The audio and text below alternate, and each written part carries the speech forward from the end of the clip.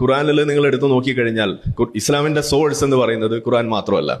അതിൽ ഖുർആനുണ്ട്, ഹദീസ് ഉണ്ട്, ഇജ്മാ, കിസാസ് എന്നൊക്കെ പറഞ്ഞ് വിവിധ വശങ്ങൾ, സുന്നത്തും ഖുർആനും എന്ന് വേണമെങ്കിൽ നമുക്ക് പറയാം.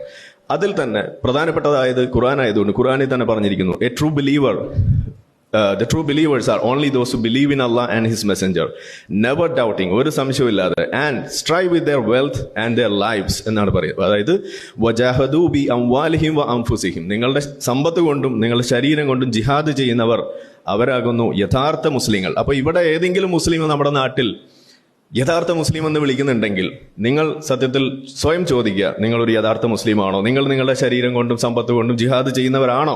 ആണെങ്കിൽ മാത്രമേ നിങ്ങൾ യഥാർത്ഥ മുസ്ലിം ആവുകയുള്ളൂ. അല്ലാതെ നിങ്ങൾ അഴകുഴമ്പൻ പൊസിഷൻസ്, ജിഹാദ് എന്ന് പറഞ്ഞാൽ ചോര കൊടുക്കുന്നതാണ്, ജിഹാദ് എന്ന് പറഞ്ഞു കഴിഞ്ഞാൽ കൊട ചൂടി കൊടുക്കുന്നതാണ്, ജിഹാദ് എന്ന് പറഞ്ഞു കഴിഞ്ഞാൽ വെള്ളം കോരി കൊടുക്കുന്നതാണെന്നൊക്കെ നിങ്ങൾ വിശ്വസിക്കുന്നുണ്ടെങ്കിൽ അത് അഴകുഴമ്പൻ വിശ്വാസത്തിന്റെ ലക്ഷണമാണ് എന്നാണ് ഇസ്ലാം പഠിപ്പിക്കുന്നത്.